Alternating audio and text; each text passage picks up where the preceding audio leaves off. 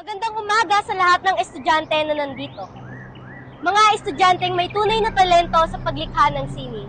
Ako nga pala si Madam Lynn, maaari niyong tawaging Ma'am Lynn, isa sa magiging mentor niyo para sa araw na ito. Dahil nga regionalang paligsahan, mas paghihigpitan pa namin ang pagbabantay para siguraduhin patas ito para sa lahat.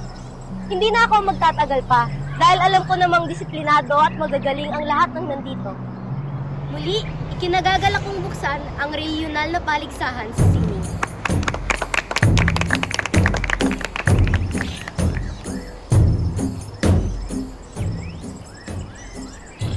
Kaya, kinakabahan ako. Gawin na kasi natin. Hindi na siguro mahalata yan. Tsaka, ibahin na lang ng konti. Hindi naman nila yung mapapansin. Ang totoo kasi yan, wala pa rin ako naiisip na disenyo para mamaya. Ano ba yan? Sige, ito yung akin, nakita ko sa Pinterest. Sa akin, Scarlett, nakita ko lang din kanina sa Google. Pero wait, sure na ba tayo dito? Idiras na kaya medyo kinakabahan ako. Yan ka na naman! Lagi na lang nag-overthink.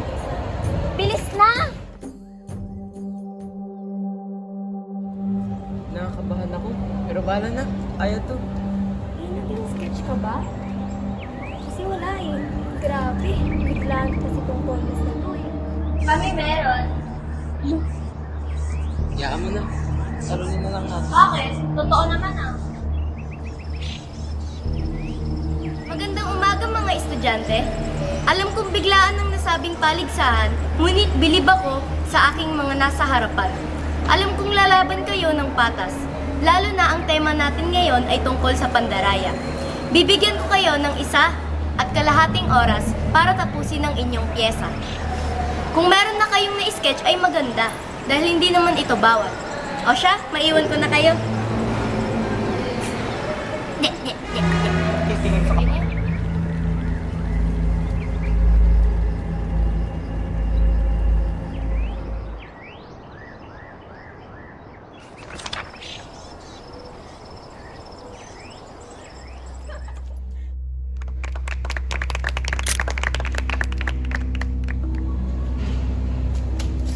Uy, next time ulit ah. Gunsa tayo.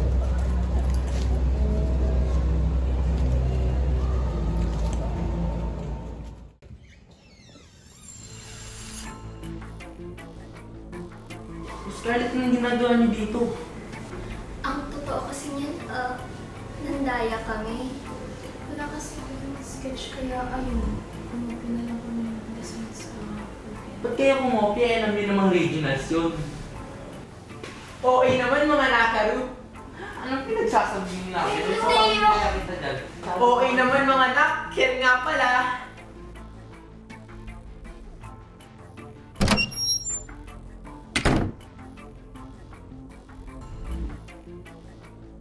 Lahat kayo tanggal ang good moral.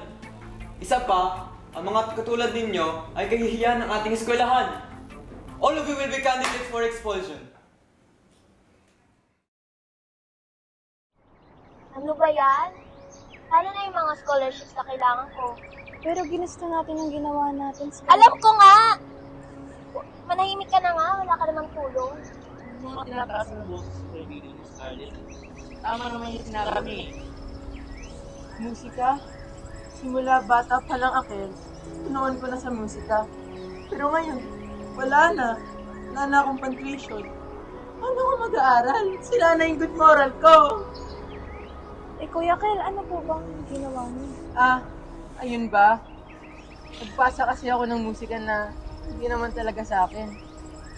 Ayun, nalaman ni Sir Mark, pinatawag ako sa opisina. Pero mga anak, alam akong paraan kung paano pa tayo makakapasa. Siguro lahat naman tayo nandito sa scholarship program. Kaya gusto nyo makapasa. Pero may alam ako. Di ba ikaw, Scarlett, gusto mo makapunta dun sa napakasyala at napakabonggang-bonggang art school. Ikaw naman, Haya, BFF mo sa Scarlett. Siyempre, parehas kayo ng pangarap na makapasok doon. Ikaw naman, Teo. Kung gusto mo laging kasama yung baby mo, hindi nga kayo mag-iwalay dyan. So, ano po yung paraan, kuya? Kaalaman o pandaraya? Siguro lahat naman tayo nandadaya dito. Pero medyo nakakalamang lang ako ng kaunti kasi, hello! Ako na to, oh! Pagliluhan. Una, ang pagsusulit ay hindi para sa mga mahina. Ang kahinaan ay hindi umiiral dito. Ikalawa, ang mga kalahok ay dapat nakasama sa anumang uri ng pandaraya dahil ang pagsusulit ay ginawa para sa pandaraya lamang. Ikatlo, ang pakikilahok ay limitado sa 4 hanggang 5 mag-aaral bawat dekada. Ikaapat, binubuo ito ng 3 magkakaibang pagsubok. Bawat isa ay sumusubok sa isang pangunahing aspekto ng karakter. Ikalima, ang mga kalahok ay dapat na matagumpay na makumpleto ang bawat pagsubok upang magpatuloy sa susunod. Ika-6, ang hindi pagkumpleto ng isang pagsubok ay magreresulta sa pag-alis sa pagsusulit. Ika-7, ang panghuli, ang makakaligtas na kalahok ay tumatanggap ng walang kapantay na tagumpay sa akademiko, kabilang ang garantisadong pagpasok sa kanilang napiling universidad at makabuluhang tulong pinansyal. Let's go!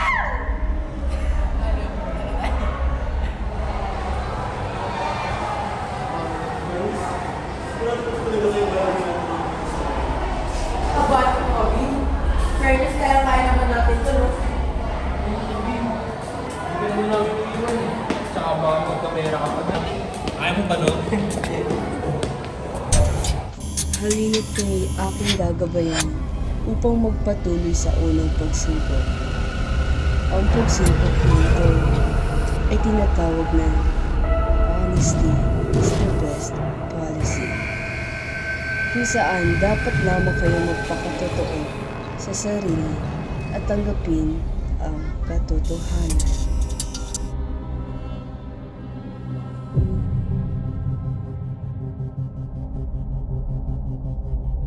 Anong nangyari doon? Yung nagaguli dito, baka kung anong nangyari sa akin ngayon ha? Bakot-bakot ka pa eh. Andito na tayo.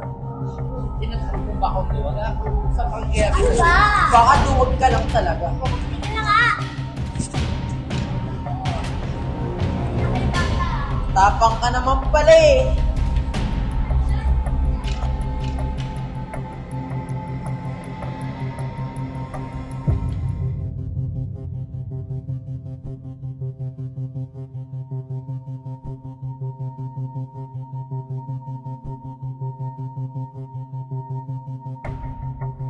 Halina't gagabayan ko kayo. Pero, may mga bagay kayong dapat malaman.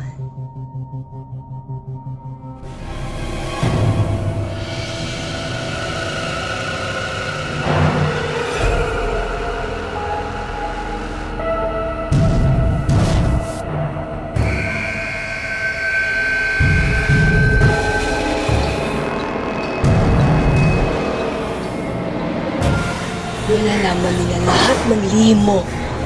Magtatagumpay ka ba? Ayoko malaman nila sikreto ko. Pwede.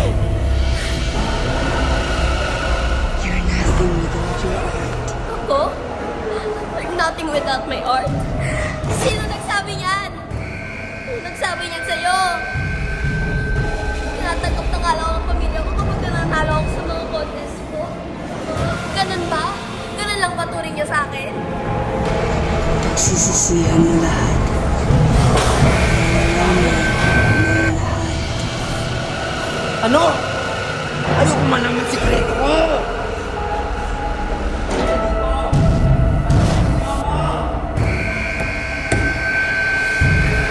Akala ko ba mabait ka? Ba't mo ginawa yun? Babait nga ba? O pakitang taong bait-baitan lang? Alam niya yun. Hindi ko sinasadya. Tinigil na namin. Ayoko na. Pabigat ka sa pito mo. Puro ka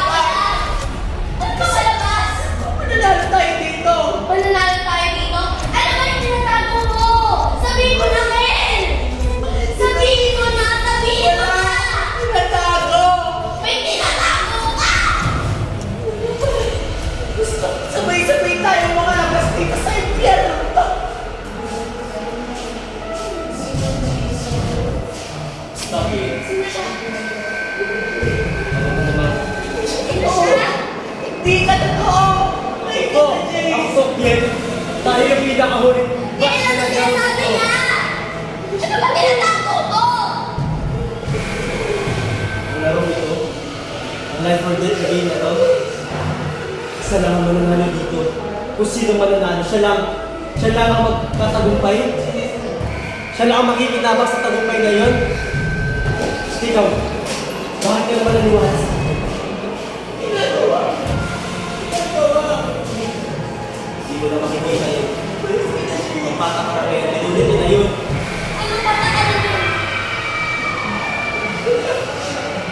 Walang bata ka rin nagtago.